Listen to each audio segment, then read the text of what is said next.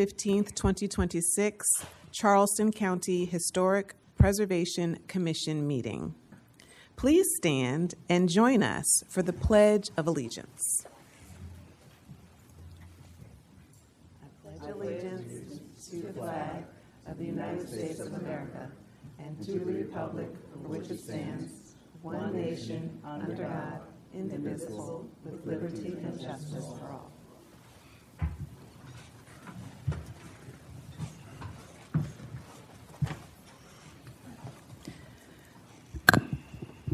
This meeting has been noticed in compliance with the South Carolina Freedom of Information Act. This commission acts in review and recommending capacity for designations and removal of historic properties and districts. The commission also reviews proposed National Register of Historic Places nominations. The commission has final decision-making authority on certificates of historic appropriateness. Good afternoon. My name is Donna Gardner, and I am the chairperson. To my right is Anna Johnson, Amy Garrard, and Lisa Jones.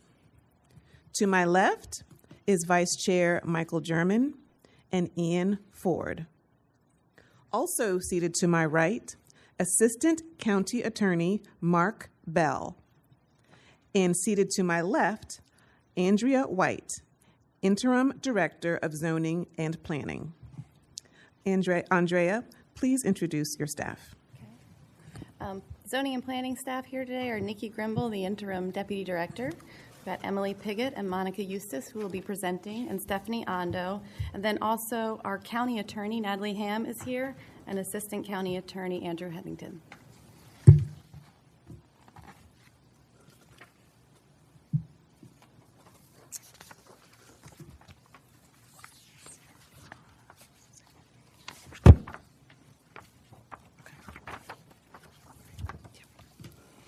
I would like to remind you that in order to get a good recording of the meeting for the minutes, please speak loudly and clearly into your microphones. The first item on the agenda is the approval of the minutes for the March 18, 2026 annual meeting and the March 18, 2026 regular meeting and workshop. Is there a motion and a second? So moved. Second. Stephanie, please call the roll. Commissioner Jones? Aye. Commissioner Ford? Aye. Vice Chair German? Aye. Commissioner Johnson? Aye. Chair Gardner? Aye. Commissioner Gerard? Aye. The ayes have it. It is my understanding there is a need for an executive session to receive legal advice. Attorney Bell, please advise us. Thank you, Chair Gardner. We're requesting an executive session then to give you guys legal advice on certificates of historic appropriateness. Do I have a motion and a second to go into executive session? Motion to go into executive session. Second. Stephanie, please call the roll. Commissioner Jones? Aye. Commissioner Ford? Aye. Vice Chair German? Aye. Commissioner Johnson? Aye. Chair Gardner? Aye. Commissioner Gerard? Aye. The ayes have it.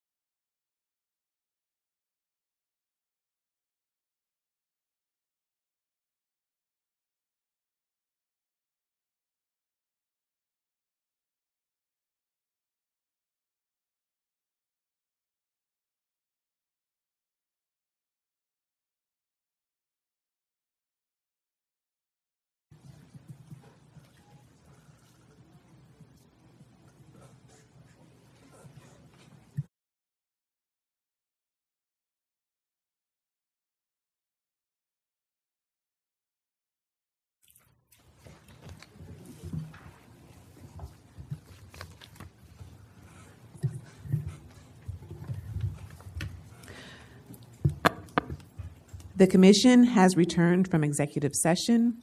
No motions were made and no votes were taken. The next agenda item is HIST 03-26-00180, an amendment to the Hamlin Beach Historic District designation to adopt an area character appraisal and additional contributing resources. Emily, please discuss. Thank you very much. As stated, this request is to amend the Hamlin Beach Community Historic District designation to include an area character appraisal and additional contributing resources. So here is a map that shows the properties that are currently included within the Hamlin Beach Community Historic District. 61.36% of the registered voters within the historic district boundaries have signed in support of this request. And I'll start the presentation by giving a brief overview of the area character appraisal, with the understanding that you all have received the full document in advance of today's meeting, and you're also able to review the full document at any time on your iPads or using the hard copies provided.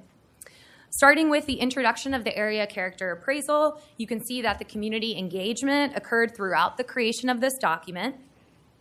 Also covered in the introduction is the methodology that was used to generate the document, which included research and information gathering, surveying, documentation and fieldwork, as well as mapping and GIS analysis. There's also a helpful breakdown in the introduction of each chapter that's included in the ACA and what information it contains. They also have a discussion of why the Hamlin Beach community embarked on the process of creating this ACA. In the community context chapter, it orients the reader to where the Hamlin Beach community is located and how the community has been shaped over time around family compounds or clusters. Please note this founding family's descendants map, which was created to show where the original descendants of the original founding families are still living or where they own property within Hamlin Beach today. Moving on to the historic background chapter, they include a timeline of the important moments in the community's history. It also includes a photo on the left here of the original document that deeded the acreage to the first African Americans, residents of Hamlin Beach. They also discuss the importance of the sweetgrass basket making art, both historically and today, to the community. And they included several historic photographs to show Hamlin Beach throughout the years. This map shows places of significance throughout the community, including many gathering places that demonstrate the importance of community connection to the Hamlin Beach community residents.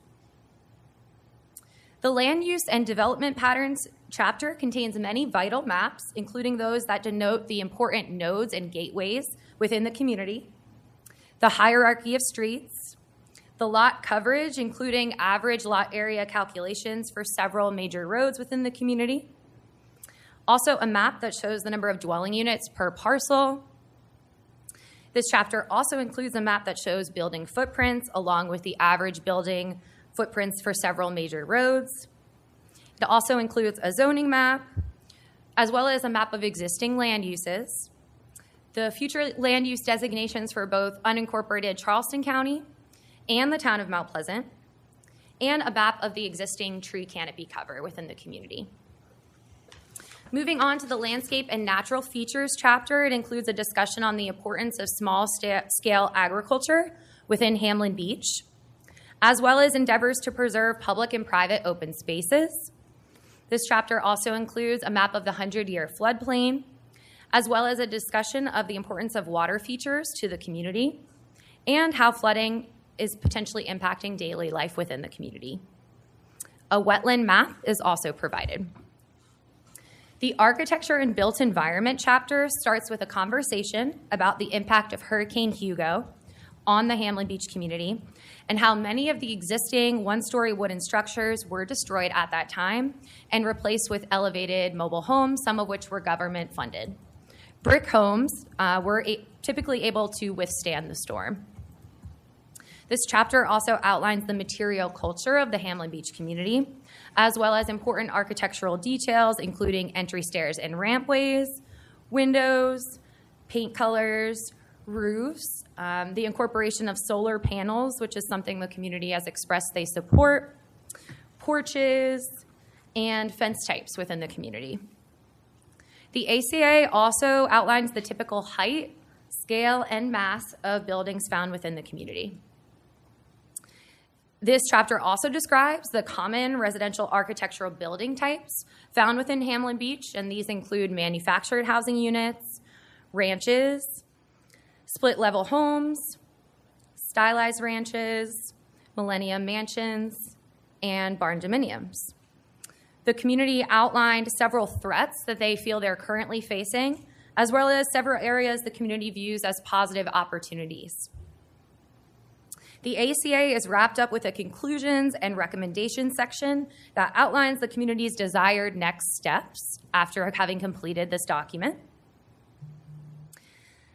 And the document ends with a section of additional resources for individuals to further their knowledge upon various topics that were covered in the ACA.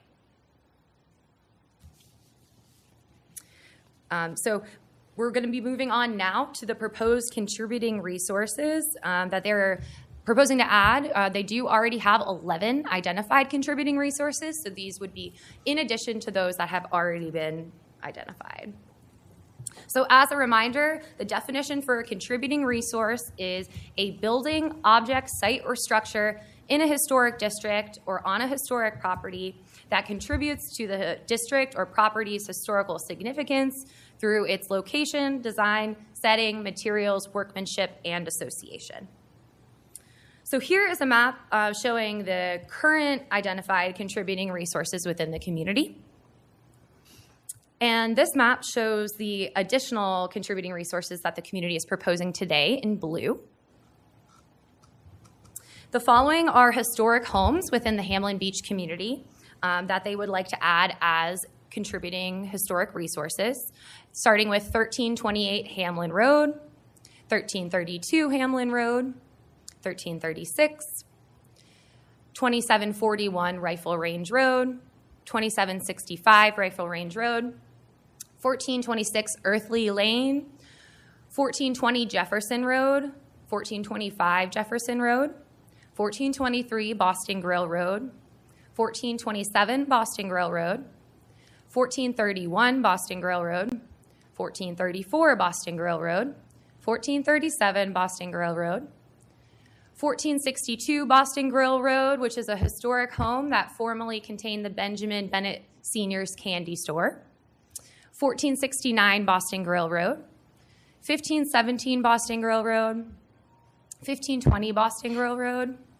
1540 Boston Grill Road, 1553 Boston Grill Road, 1559 Boston Grill Road, which has also been known as 1563 Boston Grill Road, 1603 Boston Grill Road, 2775 Goldie Road, 2719 Atlanta Drive, 2750 Atlanta Drive, 2755 Atlanta Drive, 2792 Atlanta Drive, 1506 Hamlin Road, 2665 Mercury Road, 2669 Mercury Road, 2693 Mercury Road, 2760 Hamlin Beach Road, and moving on. The community is also requesting that a property off of Campbell Family Road be included as a contributing site because of its layered history as an important social gathering place. In the 1980s, Disco 9000 was built on the property, which was unfortunately destroyed by Hurricane Hugo, and a new social spot known as the Junior Ballum Joint was founded shortly after. Additionally, this property was the site of one of the community's baseball fields, where both men and women's leagues played, and the property also formerly contained a boat ramp to the Hamlin Sound. Several properties have been identified for inclusion as contributing resources because they still retain the original hand pumps that served as the main water sources for those living within the Hamlin Beach community. And the community did also share an exciting project that one resident is actually working on restoring their pump to fully operational status. Another property along Hamlin Road, which is known as the Splash, is recognized for its importance as a social gathering place. The namesake comes from the frequency at which folks happened to splash into the Hamlin Sound as they navigated the marshland.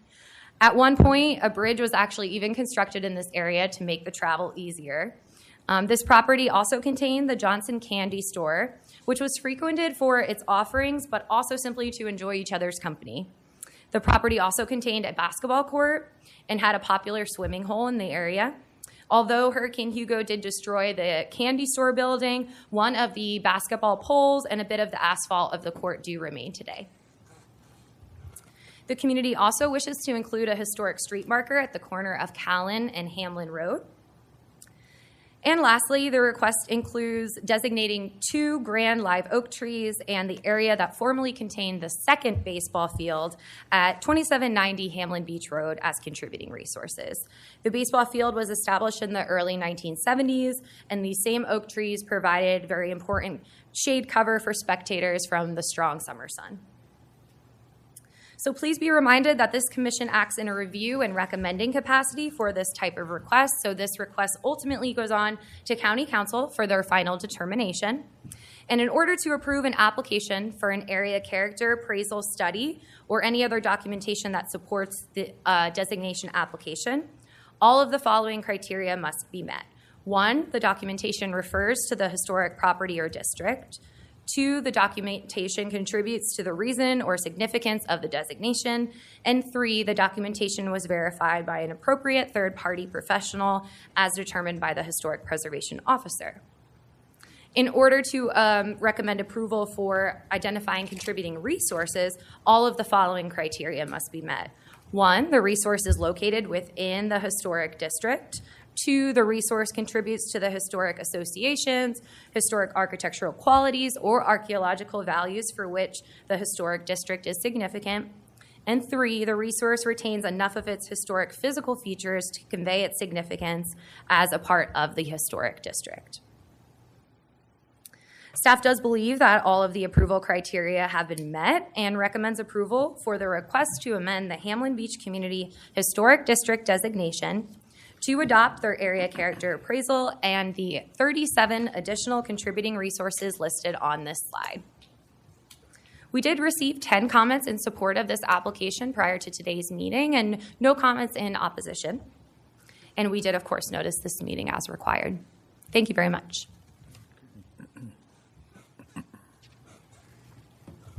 Thank you, Emily. We appreciate staff's comprehensive report. Are there any questions for staff from commission members? A question. So just so I'm clear, this is the first time that the area character appraisal is being brought to this body, correct? That's correct. Okay, good, because it says it was done in 2025. It's just gone through. So the community has, the community worked for a while to obtain the necessary signatures to bring forth this application. They were required to meet that 51% of the registered voter threshold. So that's kind of what was going on. Yes, you're absolutely Just making correct. sure. Yeah. I have a question. When you say the community has done it, like what does that mean? So I believe at the beginning of the documentation, it lists all the individuals that were involved in creating the document. So it's a leadership team of several community members. They were also assisted with by Clemson master's students, as well as Weston and Sampson and BVL Historic Preservation Research.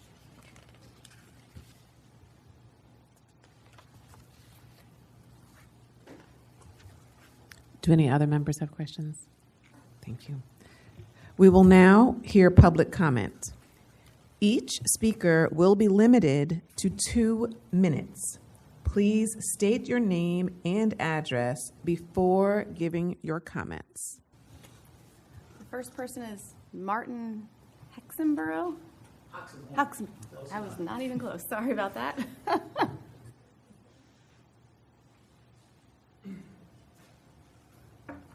Good afternoon. My name is Martin Hoxenhorn. I live at 3608 West Higgins Drive in Mount Pleasant. If you look at your map, I'm in the circle right above the historical notations.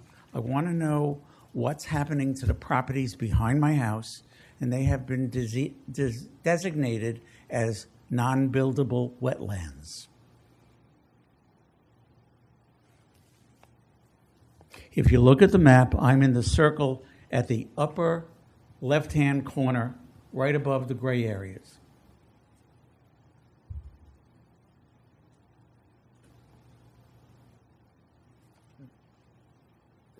Was this the map with the circle you saw? Doesn't matter, it's all the maps. I'm right above Earth Tree Lane. Earth Tree Lane is the top road at the top of the map, upper left-hand corner.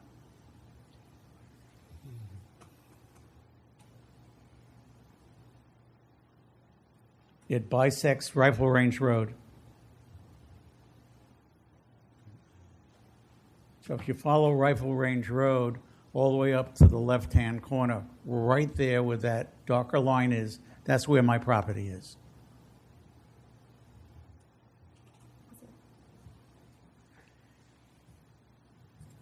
Is it within the district? Yes. Hamlin Beach District? On this map, is it in the green color, your property, or is it in a gray color? Neither. It's in a white color, and it is X amount of unknown feet away from the gray areas. The measurements are not clear on the map.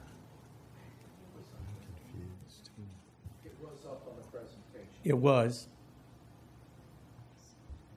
There you go. The circle that's in the upper left-hand corner, that's where our properties are.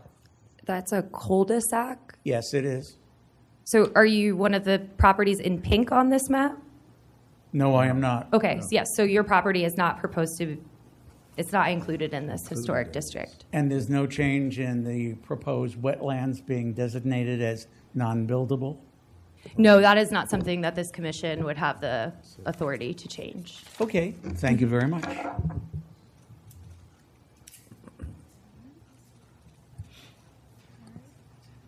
Chuck Waring? Okay. Myra Snipe Richardson?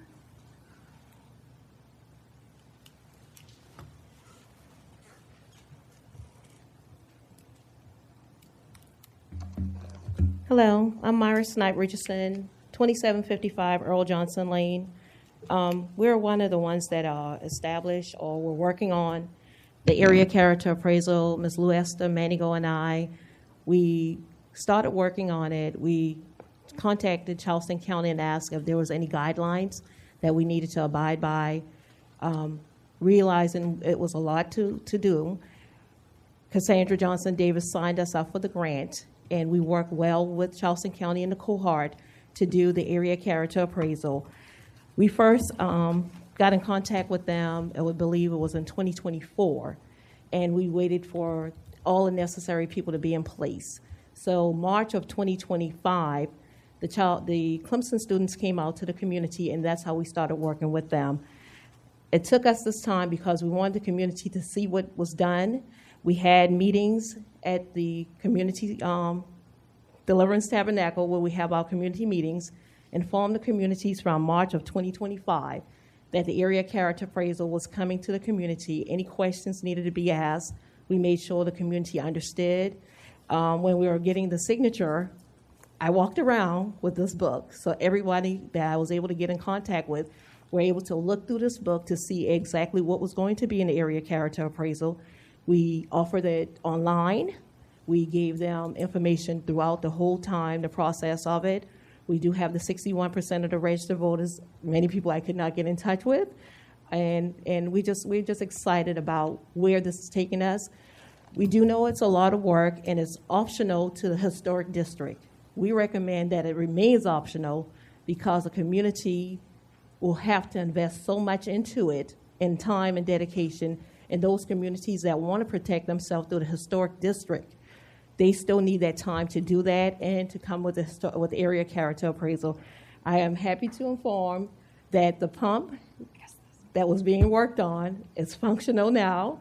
I watched two 7-year-olds, twins, and their grandmother showing them they're the 4th generation. They were pumping, priming. I forgot you had to prime the pump. Mm-hmm. these two beautiful little 7-year-old twin boys, they work together to prime this pump and to get operational. And one of them even used his hands to drink the water from. So that's why we're working so hard to protect and preserve this area for all of the history, the legacy, and everything that comes along with it. We do know people are going to come in. We just want them to see what we have in the community, understand, and just be a part of it. And so thank you again for hearing us. Thank you for reviewing us. And again, we appreciate you listening and prayerfully passing this on. Thank you. Thank you, Ms. Richardson. Sam Sewell.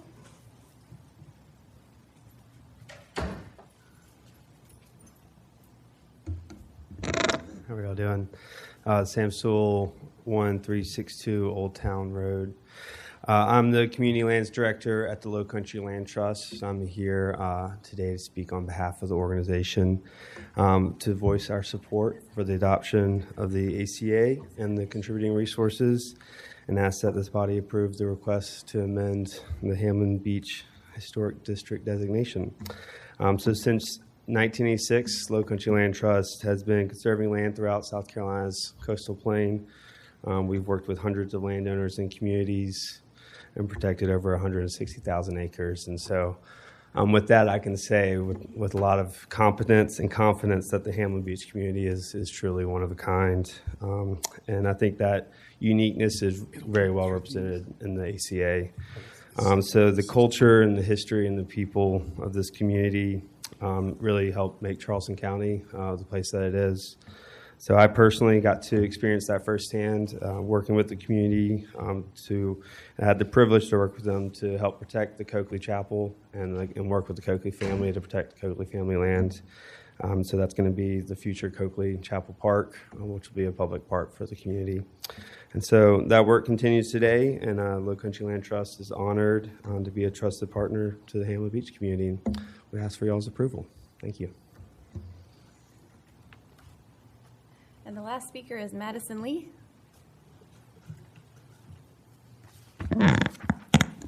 Hi, Madison Lee, 147 King Street, and today I'm representing the Preservation Society of Charleston.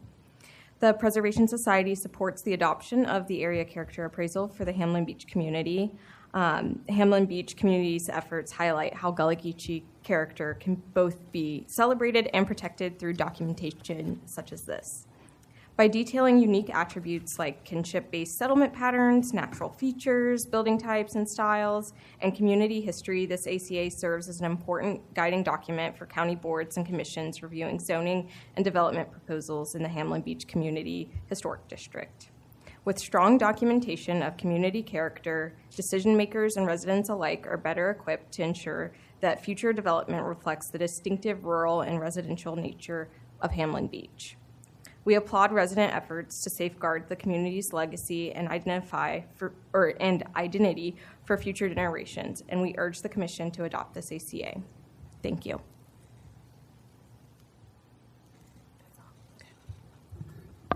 Thank you for your comments. The case is now closed to public comment. Before discussion, is there a motion and second from the Commission? When making a motion, please cite how each of the specific approval criteria have or have not been met.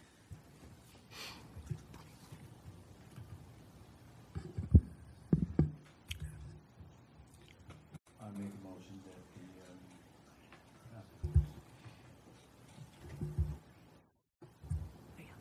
make the motion that to approve the ACA for the Hamlin Beach community based on all criteria has been met.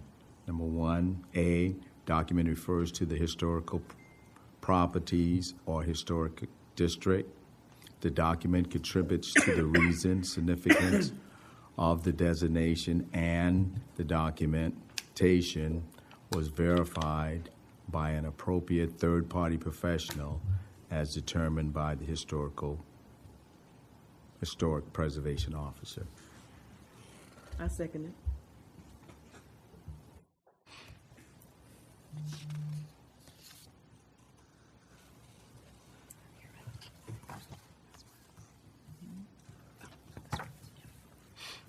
Is there any discussion from commission members?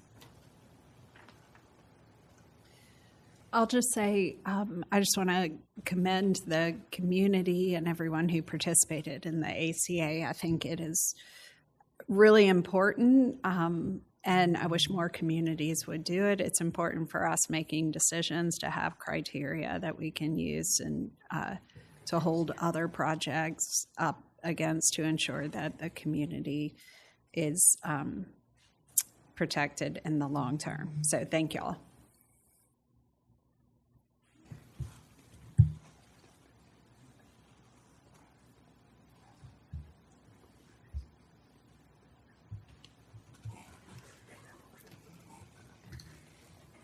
Madam Chair, may I make a comment? I too want to thank the Hamlin community for presenting the work about their community to us in this area character appraisal. It's so interesting to be able to see all of the different cultural things that some of us may not even be aware of. And I enjoyed hearing about the pump because it reminds me of the days when I was young, and that's the way I drank my water when it was hot in the summertime. So thank you for that. I think it's really great to have this presentation and the protection that would come along with it for the community. Thank you. I would like to ask Vice Chair German if he would like to also include in his motion a reference to the contributory resources. Absolutely. In my approval and of them being the ACA being accepted, the identified contributing resources, which are the resources is located within the Hamlin district or on the historical property. B, the resources contributes to the historic association, historic architectural qualities or architectural values for which the historical property or historic district is significant, and the resource retains enough of its historic physical features to convey its significance as a part of the historical property or historic district.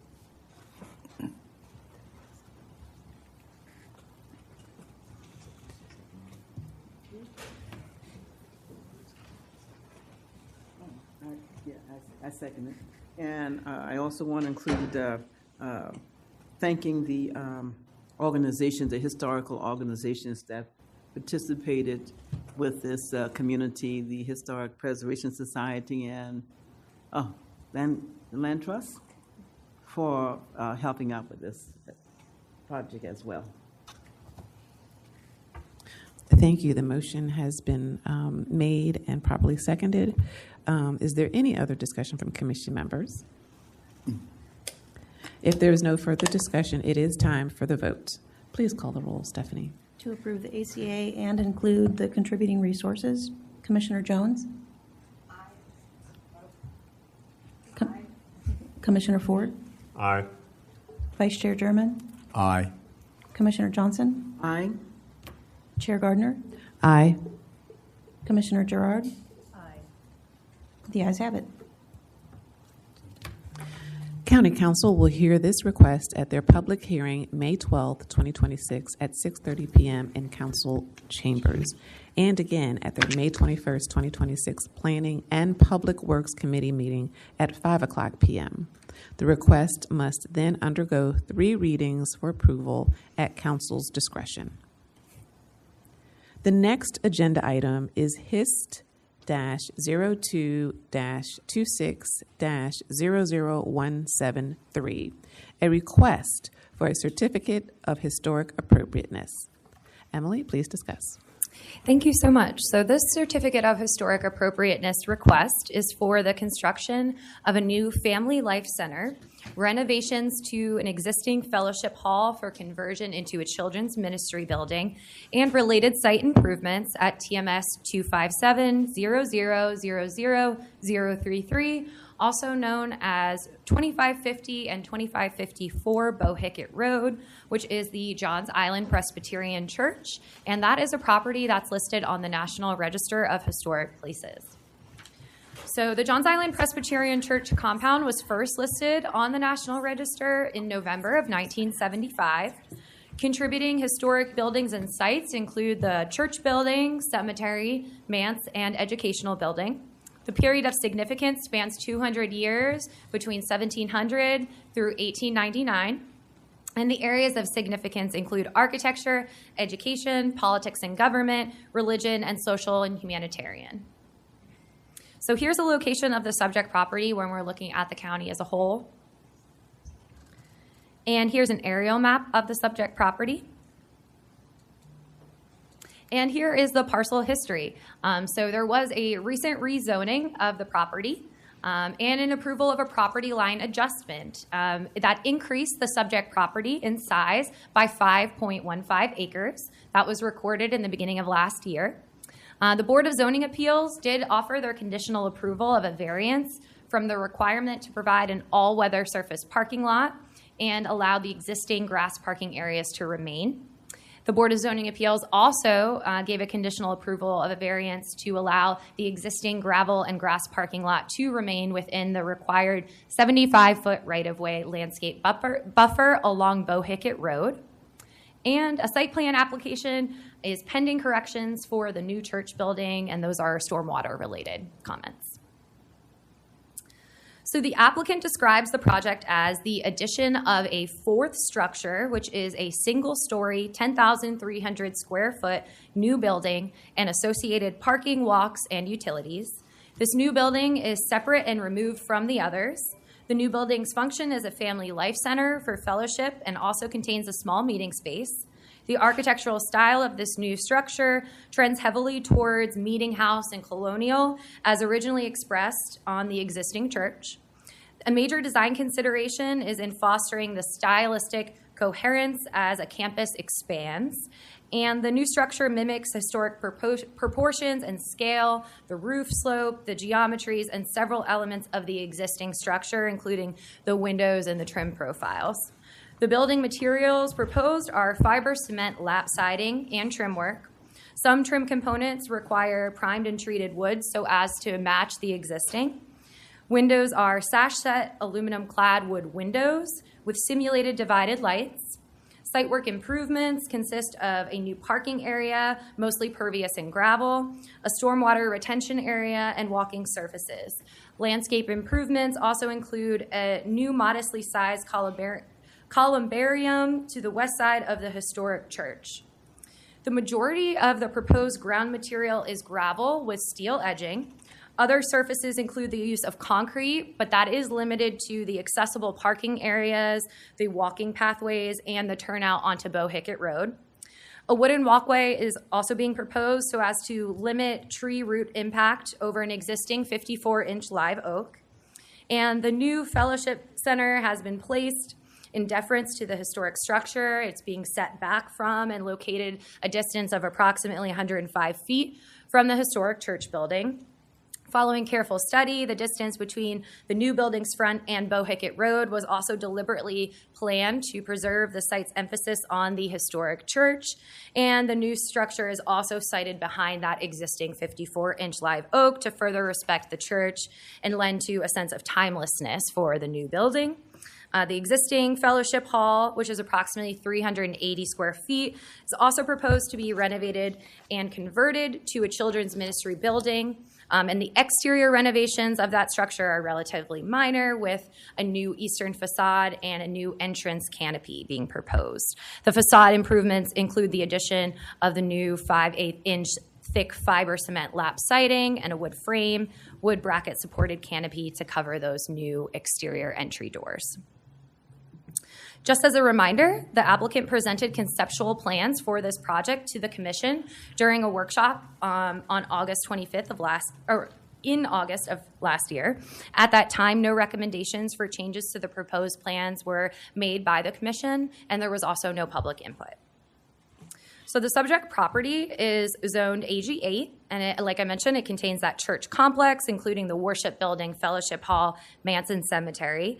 Future land use designation is a mix of rural agricultural and agricultural residential. Surrounding properties are zoned agricultural residential and contain single-family dwelling units or HOA properties. Property to the north and east is zoned AG8 and contains a barn. Properties to the south and southeast across Bohicket Road are zoned AGR, and they either contain offices, single-family dwelling units, or are undeveloped. The subject parcel is in the X and shaded X flood zones.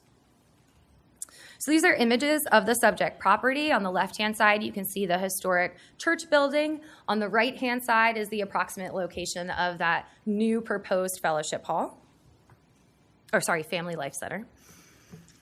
On the left-hand side here, you're seeing that existing fellowship hall that's proposed to be converted to the children's ministry. And again, another image of the historic church building on the right. These are surrounding properties. So here is the proposed site plan. I did call out that new Family Life Center as well as the children's ministry where exterior renovations are proposed. Here is that same site plan overlaid on top of the aerial map for context. The applicant provided several perspectives to help contextualize how the compound would look.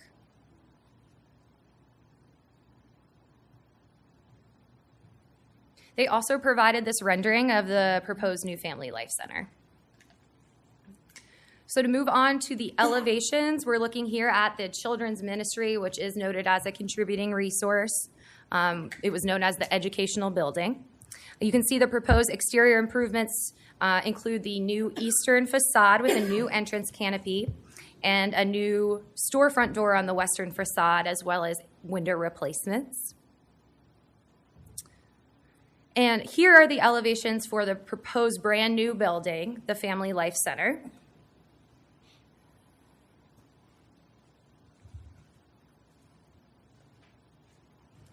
All right.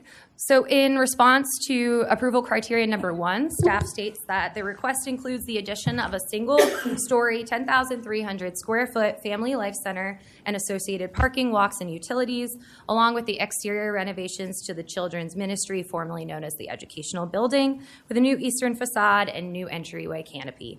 The applicant has demonstrated their site design is compatible with the historic, cultural, and architectural character of the site, which has always been a religious compound featuring several separate but related buildings connected by external walkways. Exterior improvements to the children's ministry will increase compatibility with the existing site while not altering any significant features of the contributing resource. The proposed Family Life Center complements the existing historic buildings and is intended to be subordinate to the contributing resources through its height, scale, and mass, and placement slightly further back from the right-of-way. In response to criteria number 2, the subject property contains 4 identified contributing resources. These are the church building, the cemetery, the manse, and the educational building. The applicant is proposing alterations to 1 contributing resource, which is the educational building, to be now known as the children's ministry. And again, the new exterior entryway to the building is not going to be altering any of the character-defining features and could be removed in the future without major impact to the contributing resource. The applicant has shown that the proposed site improvements have been designed to ensure that the historic church building is still the focal point of the campus. They've also utilized impervious surfaces wherever possible to protect the root zones of the historic Grand Live Oaks. The manse and cemetery will not be impacted from the proposed development due to their proximity to the construction area, and the applicant has utilized ground-penetrating radar to confirm that no grave sites are located within the proposed areas of disturbance. Response to criteria number 3, the applicant has demonstrated they've been proactive in identifying any negative impacts to the site, including that use of ground penetrating radar to ensure that no grave sites will be disturbed throughout construction. Additionally, they have noted they've reduced the footprint and redesigned the Family Life Center to accommodate and complement the existing on-site grand trees and other vegetation, to maintain the rural setting of the historic property, and allow emphasis to remain on the historic worship hall. So based on the applicant's responses, staff does believe the applicable approval criteria have been met, which is why we are recommending approval of this request with the following condition: that all major changes shall be processed pursuant to the regulations set forth in our historic preservation ordinance. And we did not receive any public input prior to today's meeting, and we did notice as required. Thank you. Thank you, Emily. We appreciate staff's comprehensive report. Are there any questions for staff from commission members?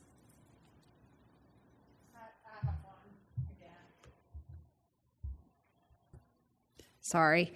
I have a question about the Children's Ministries building. That the photo that's included looks like the construction has already started and the windows have been replaced. Yeah, so that's a great question. That was discovered when we went out on a site visit as well. Unfortunately, it was an error in the permitting process. The intention was to be permitting interior renovations only, but unfortunately the staffer did not realize that, and so the permit was issued prior to today's approval. So we are seeking retroactive approval for the Children's Ministry improvements. Okay. But with the understanding that the applicant has been properly permitted, which is why they proceeded with the work. They obtained their permits. Okay. How old is that building? I don't know that off the top of my head, but the applicant might be able to respond to that. Okay, thank you. Of course. I just had a question for clarification. So the request for the CHA is not only for the Family Life Center, but also for the Children's Ministry Center, or is that? Yes. Okay. And all of the related site improvements as well. Okay. So those walkways, the paved ADA access, things like that. Utility installation. Thank you. Okay, we will now hear public comment. Each speaker will be limited to 2 minutes. Please state your name and address before giving your comments. If there are any speakers who would like to address this issue, please come forward.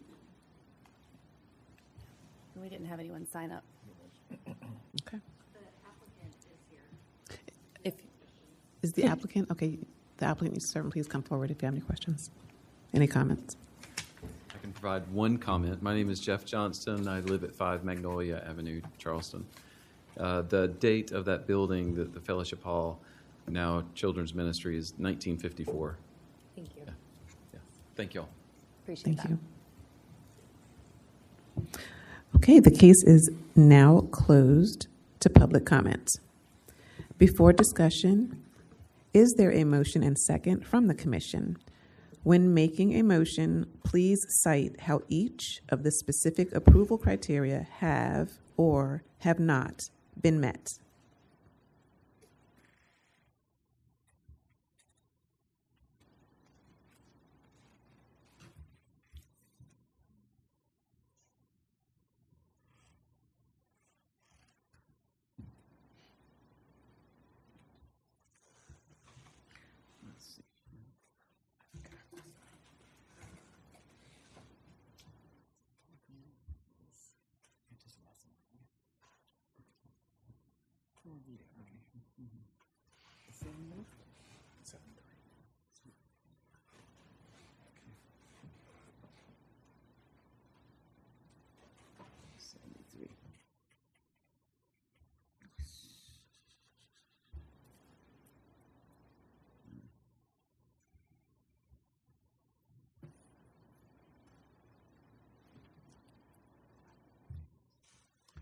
I'll make a motion as a newbie.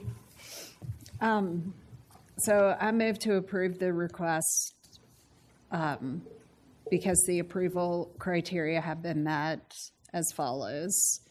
The proposed site improvements are compatible with the historic, cultural, and architectural character of the district, and the proposed site improvements do not decrease the historic integrity of the properties containing identified contributing resources, and negative impacts to the applicable historic property have been minimized and mitigated. Yeah, I'll make that motion. Second.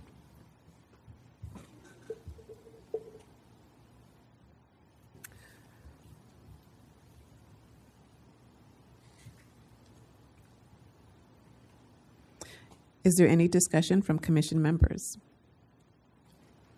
None. Well, I'll make a comment here about the architect. I think they've done a really good job in staying compatible with the existing building and choosing the look of the Life Center and the Family Center. I like that.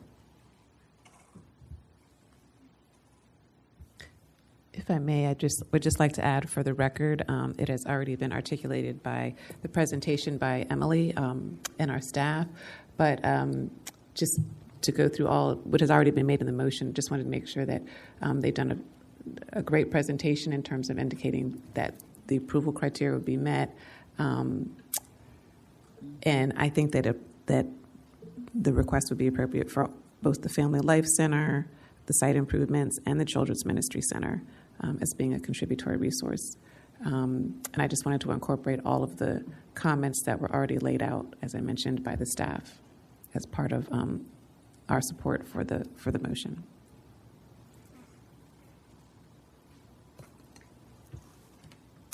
If there's no further discussion, it is now time for the vote.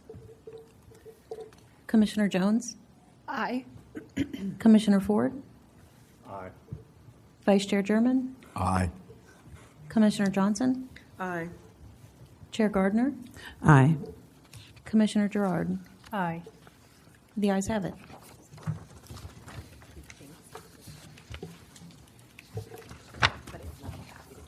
This is the final decision of the Historic Preservation Commission. If any person with a substantial interest in a decision of the Historic Preservation Commission chooses to appeal this decision, they may do so to the Circuit Court of Charleston County.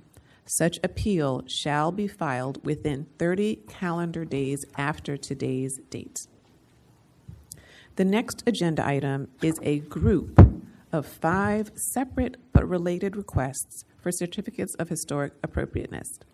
HIST 03-26-00174, 00175, 00176, 00177, and 00178. We will first hear a staff review of all 5 requests, followed by a public comment period, commission discussion, and a vote for each individual case. Monica, please discuss. Thank you. We are doing this presentation a little differently since the next 5 cases involve adjacent lots. We will give an overview of the cases collectively, then address each case individually. You will then have the opportunity to vote on each case individually. These Certificate of Historic Appropriateness requests are for the construction of single-family detached dwelling units with drive-under garages at TMS numbers 577-0000, 332, 331, 330, 329, and 328, all located along Loquat Drive within the Hamlin Beach Community Historic District. Since the designation of the Hamlin Beach community as a Charleston County Historic District, 14 applications for certificates of historic appropriateness have been received to date. The Hamlin Beach community was adopted by Charleston County as a locally designated historic district on January 14, 2025, covering roughly 293 acres at adoption. Founded on former plantation land, the community was established in 1881 when land was subdivided into 30 10-acre lots sold to prior enslaved individuals. This is the location of the subject properties when looking at the county as a whole. And this map shows the properties' locations within the Hamlin Beach Community Historic District. And here we have the subject properties locations off of Loquat Drive in the Hamlin Beach Community Historic District. There have been no Historic Preservation Commission approved CHAs within 500 feet of the subject parcels. The nearest approved CHA was at 1653 Boston Grill Road, which is almost a quarter of a mile away. The subject properties are zoned Special Management S3 and are undeveloped. However, a previous owner cleared the lots. The land use designation is Urban Suburban Cultural Community Protection. All surrounding properties are also zoned S3 and contain single-family dwelling units or are undeveloped. The subject parcels are in the AE13 and VE14 flood zones. This map shows the nearby contributing resources to the subject properties. These are photos of the closest contributing resources located within 500 feet of the subject properties at 2762 Hamlin Beach Road and 1552 and 1565 Boston Grill Road. The significant influence religion had on the lives of the community's first settlers is exemplified at Deliverance Tabernacle and God's Way Healing and Worship Center, while Benjamin's Sweet Shop represents how commercial structures were integrated into the community fabric. Now we'll go into Certificate of Historic Appropriateness request for the construction of a single-family detached dwelling unit with drive-under garage at TMS 577-0000-332 at 4031 Loquat Drive, a property within the Hamlin Beach Community Historic District. Here's an aerial view of the subject property. And this is a photo of the subject property off of Loquat Drive. These are photos of the surrounding properties at 1569 Boston Grill Road and 4025 Loquat Drive. This is the proposed site plan showing the footprint of the residents on the lot. And here's the aerial map with the proposed site plan overlaid for context. The applicant is proposing to construct a 3,023 square foot residence at 4031 Loquat Drive. The home will have 2 stories of living space over an elevated garage. The total impervious surface coverage will be 28.6%. This is the proposed front elevation, rear elevation, right side and left side elevation. And here are the proposed colors of the structure for 4031 Loquat Drive. Staff response to the first criteria is that homes spanning from 1,154 to over 3,500 square feet are situated in this region of the Hamlin Beach Community Historic District along Boston Grill Road. The proposed residence is 3,023 square feet, which is within the current range. The homes in this region were primarily constructed between 1940 and the mid-1990s, with the exception of a single home that was constructed in 2021 and is located in close proximity. The older homes are single-story bungalows, ranches, or manufactured housing units, of which many are also elevated due to the impacts received from Hurricane Hugo.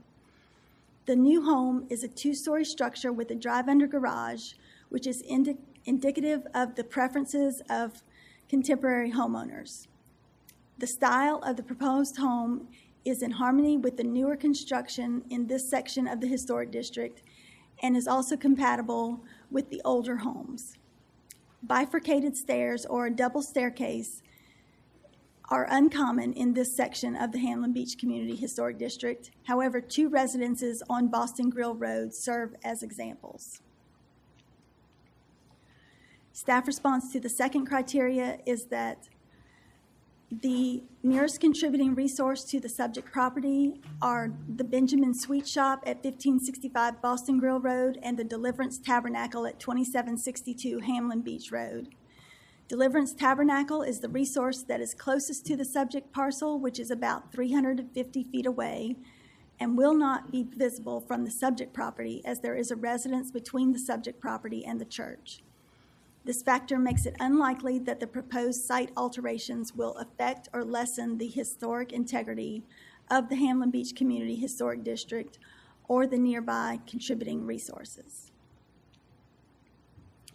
Staff response to the third criteria is that no negative impacts to the Hamlin Beach Community Historic District have been identified. Therefore, this criterion has been met. Based on the applicant's responses, we believe that the application meets the approval criteria. Therefore, staff recommends approval with the following condition: that all major changes shall be processed pursuant to Section 21-5M, modifications to approved certificates of historic appropriateness of the Historic Preservation Ordinance. No comments in support or opposition were received, and this meeting was noticed as required. Thank you. Thank you, Monica.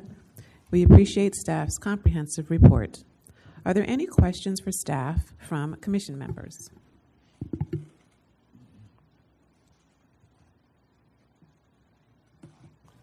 Do we know what the houses will look like? Is there a diagram that I missed? Yes, the house in question or the houses? There are 5 of them, right? Yes.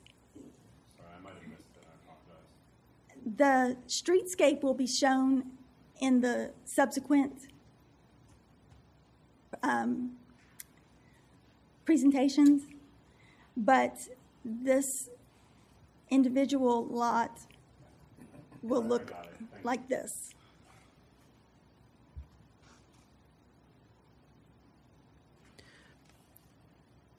Monica, I had a question. I did see where they indicate there are no negative impacts, that those have been mitigated, and that there are no issues with, so I know in some of the other locations they had often used, I guess, the sonic radar just to check to make sure there weren't any grave sites or anything like that. Right. So that's all been mitigated here as well. That was not, yes. Okay. Thank you.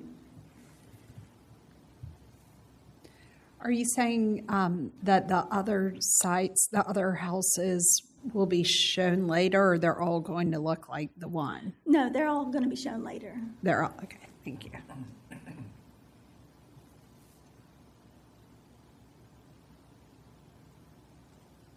Okay, we will now hear public comment for HIST-03-26-00174. Myra Richardson.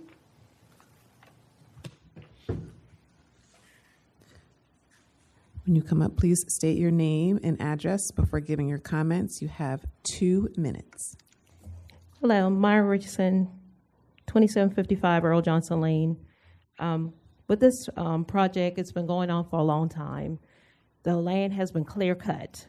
There's no trees at all on this property, these 5 lots. Well, we're going to talk about this one, but this is the first major development or project in the Hamlin Beach community where there's 5 homes being built basically at one time. I know we are under a moratorium, but the application may have went in before we became a historic district, and we were a part of the moratorium for small subdivisions. As of this day, from the time the first owner had it, no one has ever come to the Hamlin Beach community and have a discussion with us about what they're planning on doing, how they're going to set it up, the name of the road, everything. So when I was looking at this subdivision, it says it's a private right-of-way homeowner association with David Weekly Homes. The signage on the property is a green sign, so we assume that's a public road. There's a home right next to it. We had issues with flooding before the homes are there. There's 2 lots, well, actually 4 lots that's connected to all of this. The lot sizes are built up at least 1.5 feet maybe over those other lots. I have pictures of the flooding before they paved the road. I have pictures of how it's set right now. So therefore, we just want a conversation with the developers. They did give the developers our information, but they reached out to us on Friday of last week. So there haven't been a time for us to even have a discussion on what's coming, what's their time frame, what they're going to do to mitigate flooding coming into this area. So those are the things that we are asking to be done, just so we'll know where we're going and how to help the landowners that are surrounding this property and also with the community. Thank you. Thank you for your comments. And John Wilson?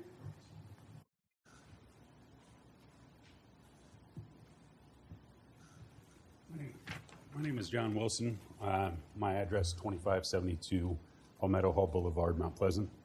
I represent David Weekly Homes and local resident in support of the application that you're reviewing. We, back in 2024, were approached by a company called Hub City Holdings, which is a developer who gained approval from Charleston County for this project. And whether we had interest in buying 5 finished lots from them. And so at that time, as we went through our due diligence process, we had no visibility to it being part of the Hamlin Beach community. We did learn we closed on that property a year later, once they completed all development.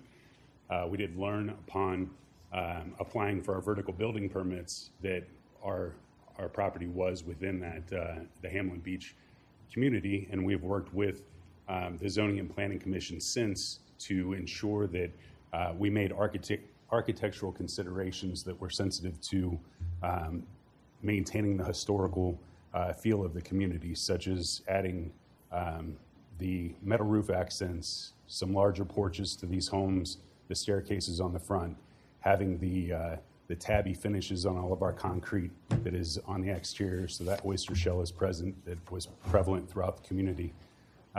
So we certainly are mindful of the situation and would like to work together with the Hamlin Beach community to ensure that we're respectful of them and would have, if we would have known that prior to purchasing the property, we certainly would have approached them on the front end versus making this submission and approaching it on the back end.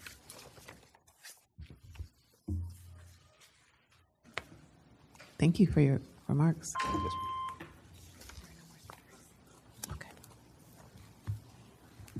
Okay, this case is now closed to public comment.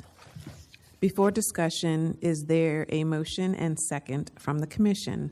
When making a motion, please cite how each of the specific approval criteria have or have not been met.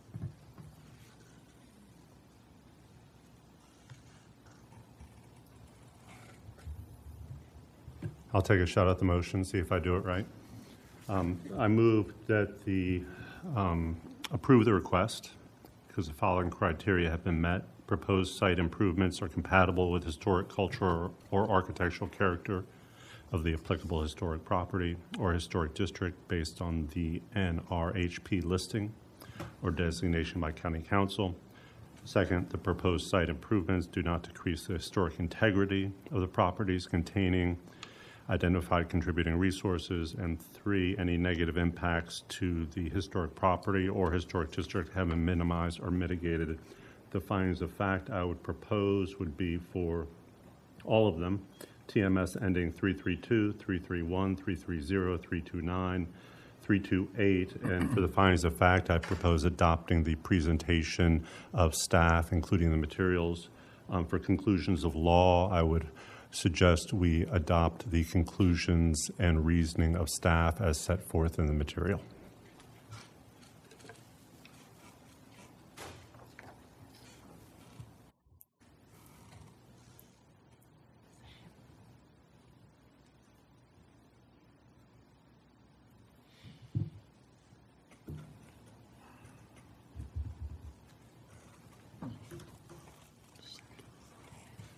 Do we have a second?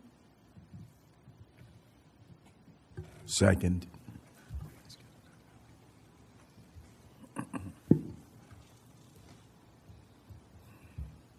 Is there any discussion from commission members?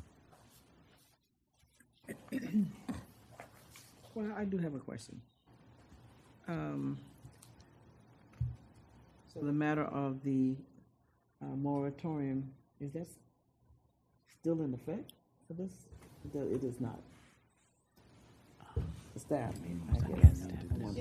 The moratorium is in effect until July of this year. Okay. So it doesn't have any impact on his project moving? If it went through the subdivision process and was approved, it was done before the moratorium went into effect. Or it was under the threshold for the number of lots, because it only applies to major subdivisions.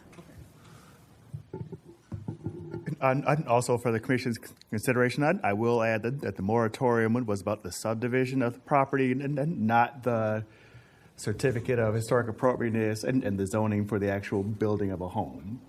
And then today we're talking about the construction of the home, not subdividing any land. Okay, thank you for making that clear.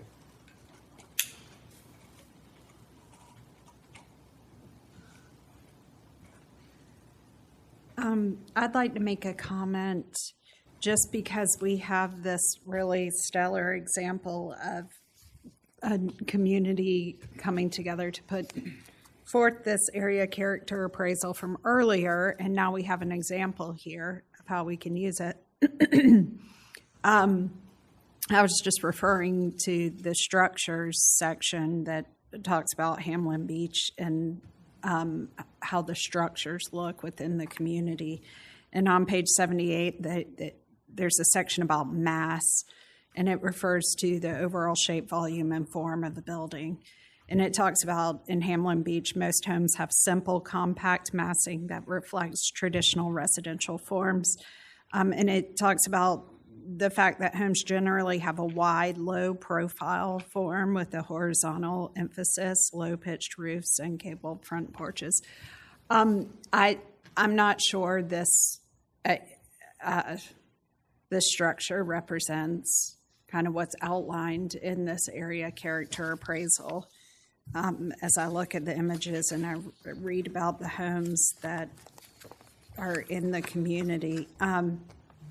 So I'm going to, my vote is going to be no for those reasons, but I just wanted to put it out there.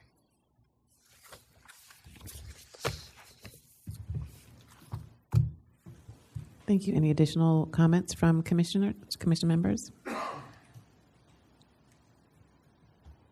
Okay, if there is no further discussion, it is now time for the vote. Stephanie? On the motion to approve, Commissioner Jones. Nay. Commissioner Ford. Aye. Vice Chair German. Aye. Commissioner Johnson. I'm on the fence for this. I'm going to go with a no vote. Yes. Chair Gardner. Aye. Commissioner Gerard. I'm deciding. Nay. The motion fails with a tie vote. This is the final decision of the Historic Preservation Commission. If any person with a substantial interest in a decision of the Historic Preservation Commission chooses to appeal this decision, they may do so to the Circuit Court of Charleston County. Such appeal shall be filed within 30 calendar days after today's date. Thank you very much, Chair Gardner. Just to clarify, pursuant to our new recently adopted rules and procedures, if there is a tie vote, that is classified as a deferral of the request, and it would be reviewed again in front of the commission at their next regularly scheduled meeting. So this case would then be heard at the May meeting. Thank you, Emily. Yeah. Okay, we will now hear public comment. No, for not yet. Not yet. Okay. Oh, just go through what? Yes. This certificate of historic appropriateness request is for the construction of a single-family detached dwelling unit with drive-under garage at TMS 577-0000-331, 4019 Loquat Drive, a property within the Hamlin Beach Community Historic District. This is an aerial view of the subject property, the photo of the subject property off Loquat Drive, photos of the surrounding properties at 4015 and 4025 Loquat Drive,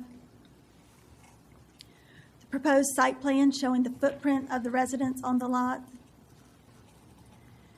the aerial map with the proposed site plan overlaid for context.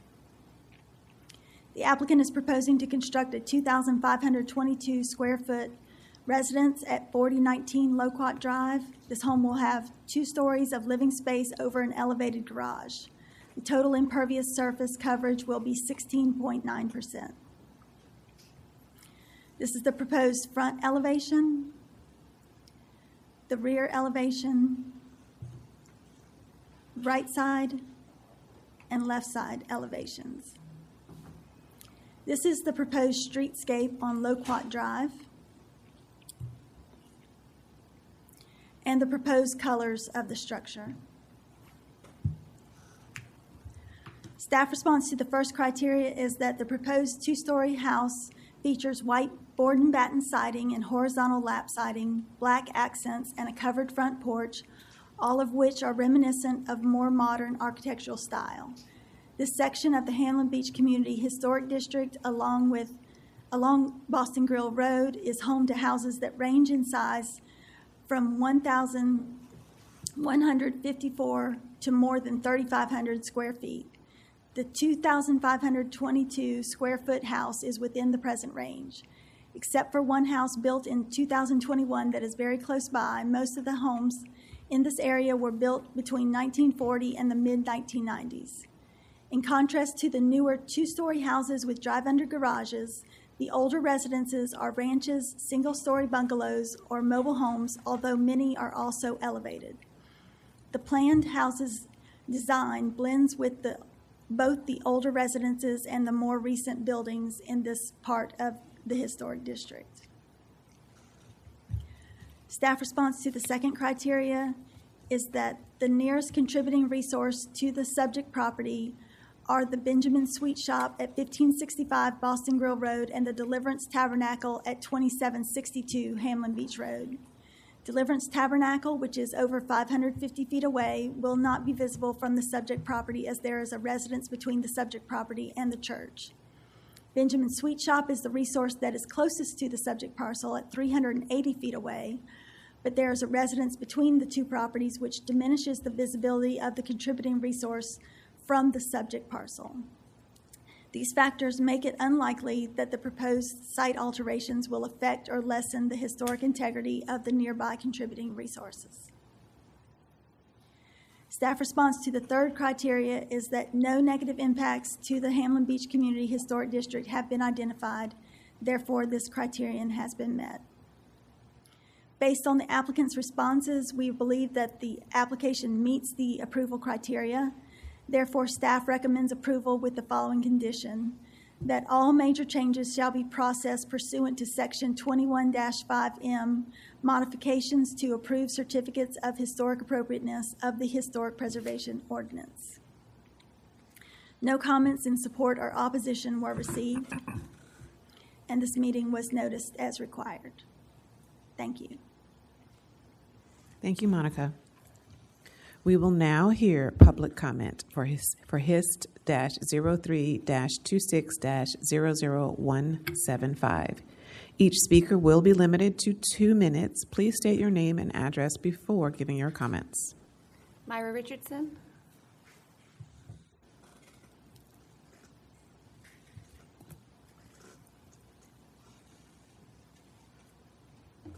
Thank you again for hearing concerns about this location. We do understand that homes are going to be built in our community, and we understand people will be selling their properties, and we do understand that.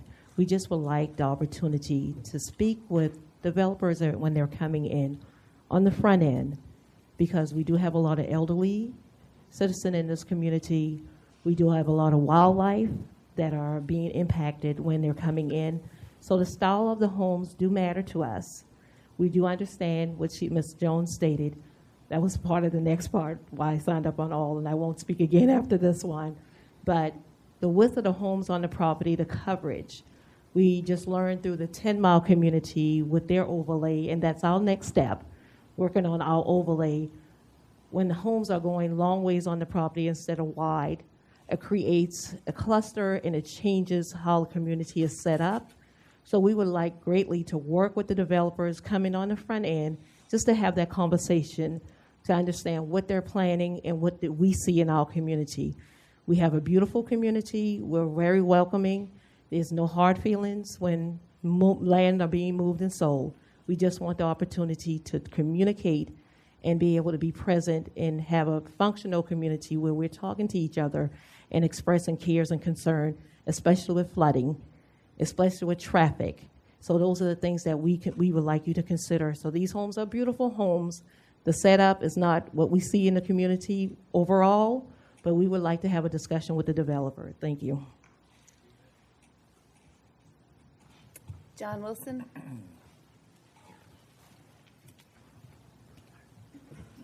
Yeah, my name is John Wilson, 2572 Palmetto Hall. Given the opportunity to, again, if we were coming into this community and it was already, and this body was already established, we certainly would have gone about this a different way. Another developer developed the land. We don't do a whole lot of development. We buy finished lots from developers, and so we purchased this as finished lots. All of the clear cutting, padding of lots, any interference to the community has already taken place, and we are looking to finish the project just by simply erecting the homes there. A engineered storm system has been installed with a detention pond that did not exist prior to this community, and we own the roadway as a private right-of-way that all 5 homes would be positioned on. So again, I would like to have known that the Hamlin Beach community existed. It didn't at the time, and we would have approached this in a different way. But I would like to be a good steward to the community and invest any way that we can in their priorities, whether that be some of the cultural things that we heard today. But we are definitely willing to be a good partner in the community, but would like to build the 5 homes that we've purchased at this point.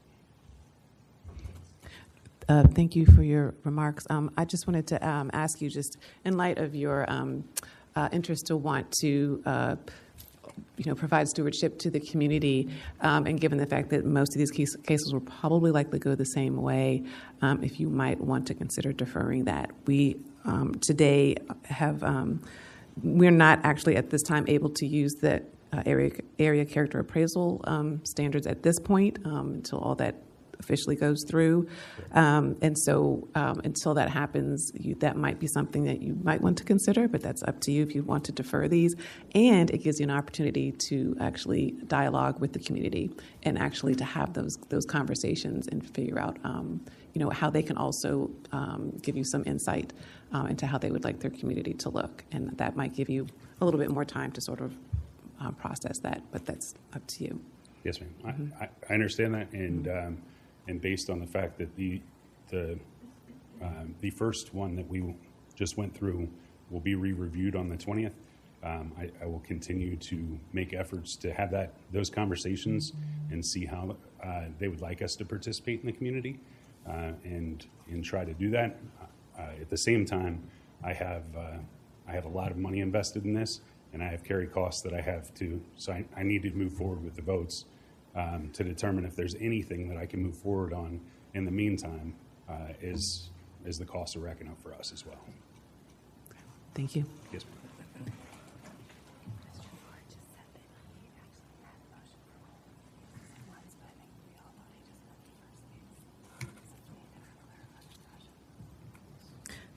Okay, this case is now closed to public comment.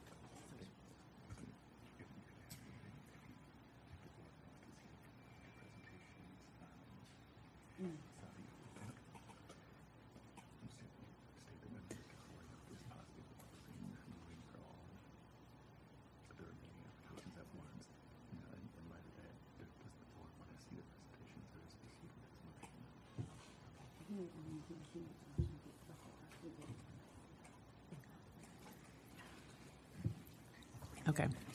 This case is now closed to public comment.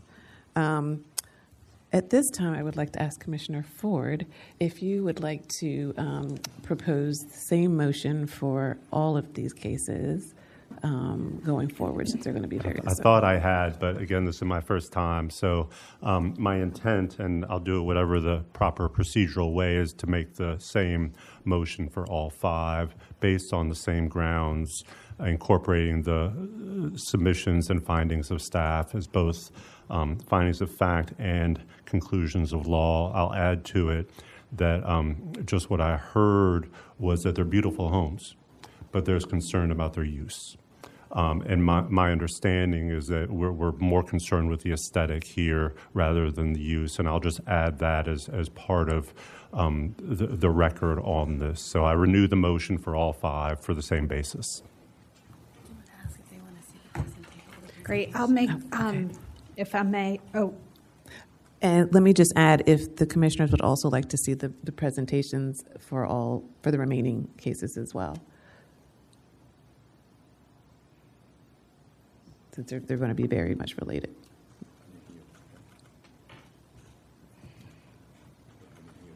Oh, would the commissioners like to see the remaining, hear the remaining presentations on the other very related cases? We've already had Commissioner Ford renew the motion to apply to all of these cases. So I'm just asking the commissioner if they'd like to hear the other cases still. No, Okay, that's enough. Okay. we don't need to hear them all. Okay, so we're just going to move forward then. Okay, so but we still need a second on the motion, and then we can have discussion. Do we have a second on the motion that was restored by Commissioner Ford? Second. Okay. Is there any discussion from commission members? Yes, thank you. So in looking at our approval criteria for a certificate of historic appropriateness, I think regardless of if you're using the area character appraisal or just looking at the structures in the district, we are tasked with determining whether these applications are compatible with the historic, cultural, and/or architectural character of the district. And I maintain that these structures are not compatible architecturally with what is currently there. I think they're close, and I think that, in an ideal world, I think the suggestion of deferral, which I know we've moved past that at this point, but deferral was a good one, because I think if the applicant went to the community and talked about some of the changes with the community that could be made, that it's a very friendly, reasonable community that would be willing to work with them on just making it more compatible with what's there currently. But that hasn't been done, and so I remain a no.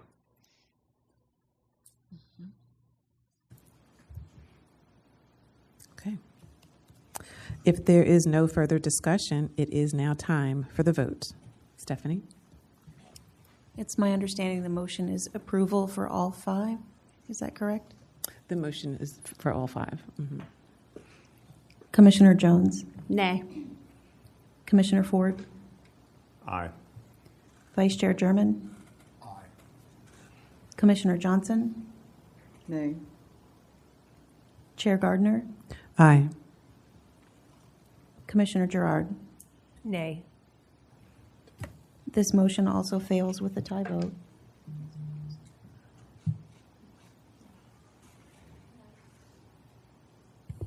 Can I just add to that, Stephanie, for the record, that vote was for the 4 cases because the first one was already voted on.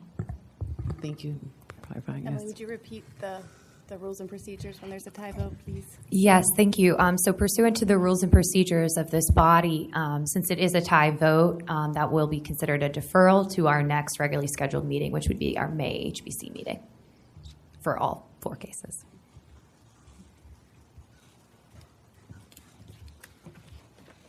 This is the final decision of the Historic Preservation Commission. If any person with a substantial interest in a decision of the Historic Preservation Commission chooses to appeal this decision for HIST 03-2600175, HIST 03-2600176, HIST -03-26-00-177, and HIST -03-26-00178.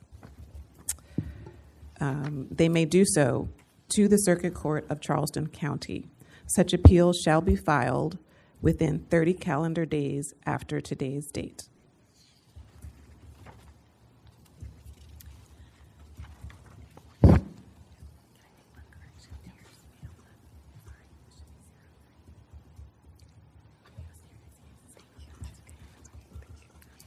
The next agenda item is HIST 0-03-26-00179, a request for a certificate of historic appropriateness. Monica, please discuss. This certificate of historic appropriateness request is for the retroactive approval of an existing pump house on TMS 583-00-00-041, 2948 Canyon Lane, a property within the Phillips Community Historic District. Since the designation of the Phillips Community as a Charleston County Historic District, 30 applications for certificates of historic appropriateness have been received to date. The Phillips Community was recognized as a locally designated historic district by Charleston County in 2021. The district is about 420 acres in size. Dr. John Rutledge, the first physician in Christ Church Parish, and his sons, Edward Rutledge, a signer of the Declaration of Independence, and John Rutledge, a signer of the U.S. Constitution, are significant historical personalities associated with the Phillips community. The original residences are found on the majority of the district lands, and if they have been divided at all, it is only to be given to the original landholders' heirs. The descendants of the original landowners still own the bulk of the property.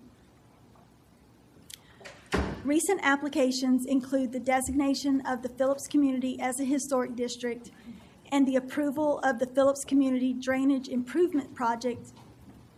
In April of 2025, a CHA application was approved for the placement of a 1,120 square foot manufactured housing unit and construction of a 1,080 square foot 3-bay detached garage, as well as the retroactive construction of a 114 square foot accessory structure. The original 1.88 acres parcel was subdivided into 2 lots in October of 2025. In January of 2026, approval was granted for a CHA for the placement of a 1,344 square foot manufactured housing unit.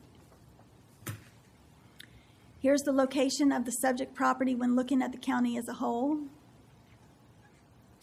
This map shows the property's location within the Phillips Community Historic District.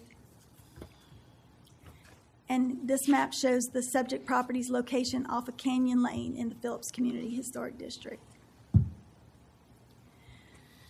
These are the Historic Preservation Commission approved CHAs within 500 feet of the subject parcel, outlined in blue. Approved certificates of historic appropriateness within 500 feet of the subject property include the Phillips Community Drainage Improvements Project, HIST 07-23-00091, approved on August 16th, 2023,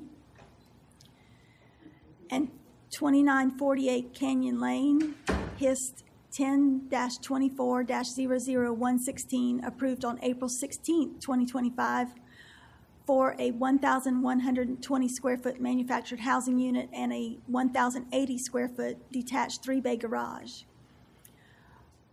HIST 11-25-00160 was approved on January 21st, 2026 for a 1,344 square foot manufactured housing unit on the lot. And 2940 Canyon Lane, HIST 02-26-00172, approved on March 18th, 2026 for a 660 square foot manufactured housing unit. The applicant is seeking retroactive approval for a 160 square foot pump house on the property at 2948 Canyon Lane. It has gray blue vinyl siding with white trim and a gray shingle roof. The impervious surface coverage for this structure would be less than 1%. The total impervious surface coverage for the lot with the previously approved improvements would be 3.9%.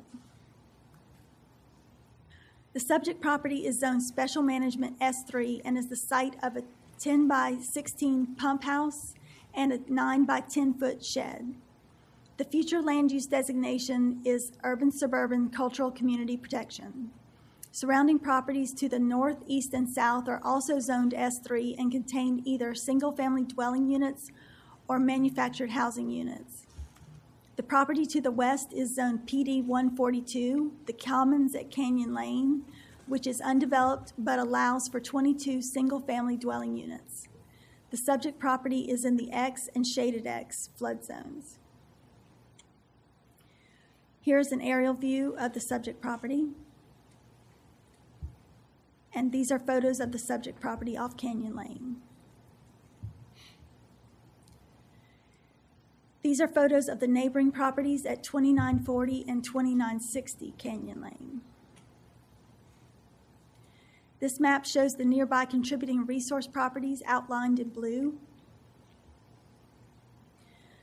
These properties are nearby contributing resources located at 2916, 2931, and 2939 Canyon Lane. These homes were erected in the 1950s and 1960s and are examples of local vernacular architecture in the ranch and bungalow styles. This is the site plan showing the existing pump house on the lot, along with the placement of a manufactured housing unit and detached 3-bay garage, both of which were previously approved. The pump house is circled in blue on the site plan. This is the aerial map with the proposed site plan overlaid for context. The location of the pump house is circled in blue. This is the existing front elevation, rear elevation, right side elevation, and left side elevation. Staff response to the first criteria is that the applicant seeks retroactive approval for a 160 square foot pump house on the property. The project aligns with the architectural character of the Phillips Community Historic District, where numerous properties feature accessory structures of comparable height, scale, mass, and design. It also corresponds with the historic and cultural character, as accessory structures were traditionally utilized for additional storage related to agricultural production and trades, such as sweetgrass basket weaving.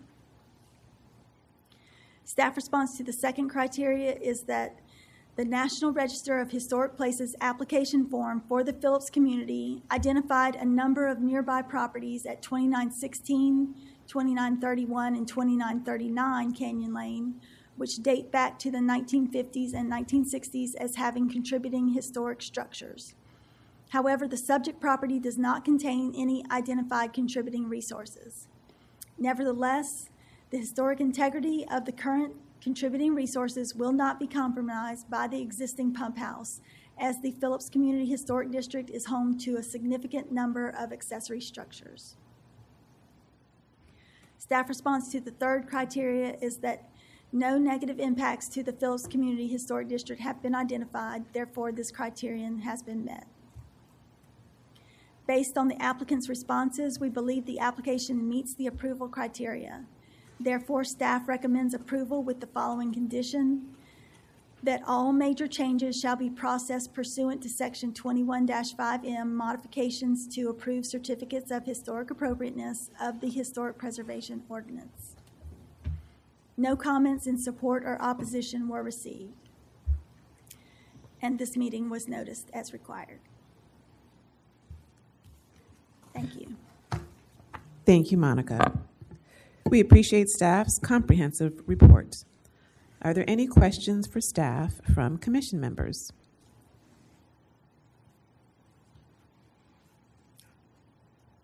Yeah. Monica, I had a question. You indicated that some of the other neighboring properties also had historic accessory structures, and I may have missed them, just trying to follow. Were there any of those pictures of any other properties that had similar historic structures like the one that we're reviewing? Not pump houses per se, but accessory structures like garages. Yes. Okay. Okay. Thank you. I do have one question.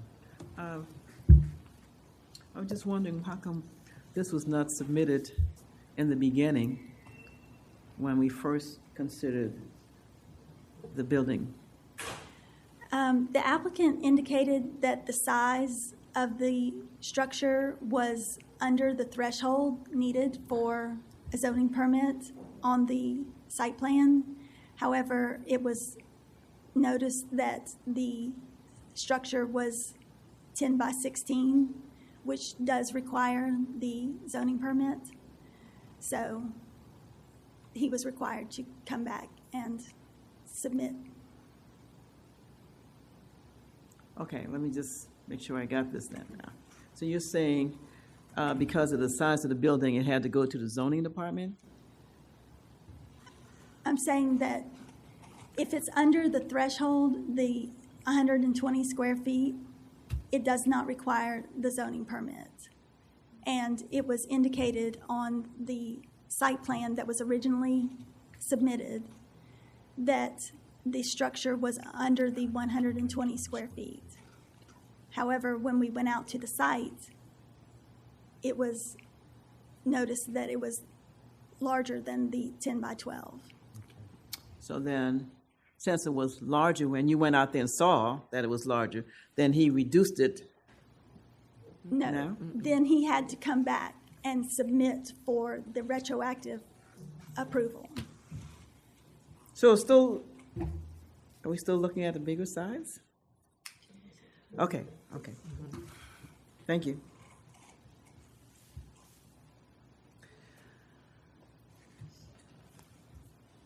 Any other questions from commissioners? Okay. Okay, we will now hear public comment. Dietrich Stelges.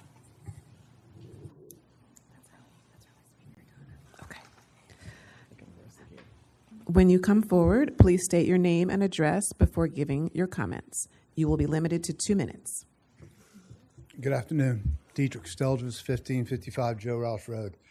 To go to her comment or question earlier,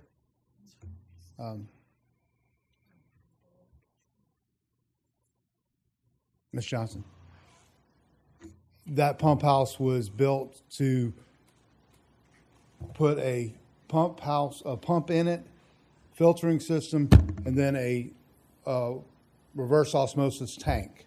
Once I started building it, it grew on me once I was running out of room. That's why it's a larger building than what it is now. It started off as a 10 by 10, and it went 10 by 16 to give me some room for the larger tank to go in there, and then to be able to put my lawnmower in there. That's why it turned out to be bigger than what I anticipated. I do apologize for that.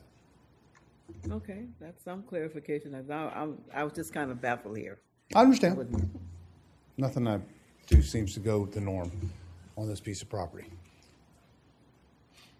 Anything else? Any questions?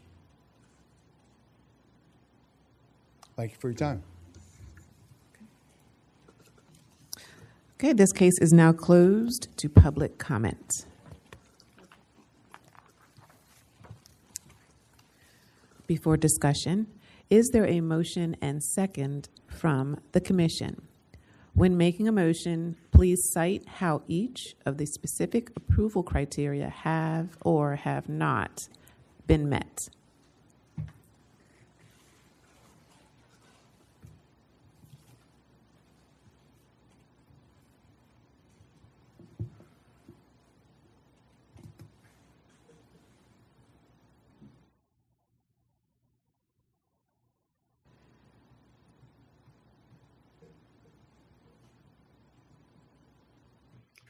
I'll make a motion.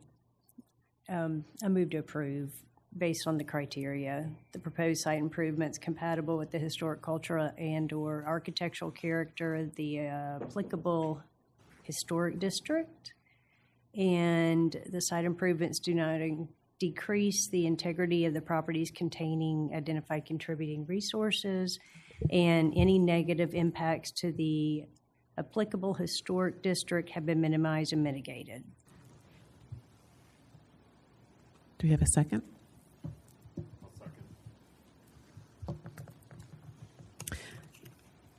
Second. Thank you. Is there any discussion from commission members?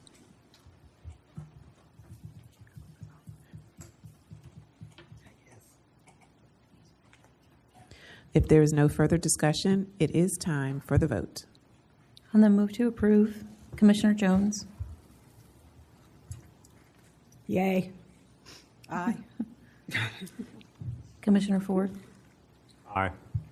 Vice Chair German. Aye. Commissioner Johnson. Aye. Chair Gardner. Aye. Commissioner Gerard. Aye. The ayes have it. This is the final decision of the Historic Preservation Commission. If any person with a substantial interest in a decision of the Historic Preservation Commission chooses to appeal this decision, they may do so to the Circuit Court of Charleston County. Such appeal shall be filed within 30 calendar days after today's date. The next agenda item is the chair's remarks. Thank you all for presenting your cases today.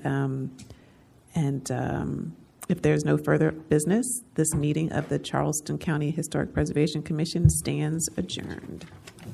The commission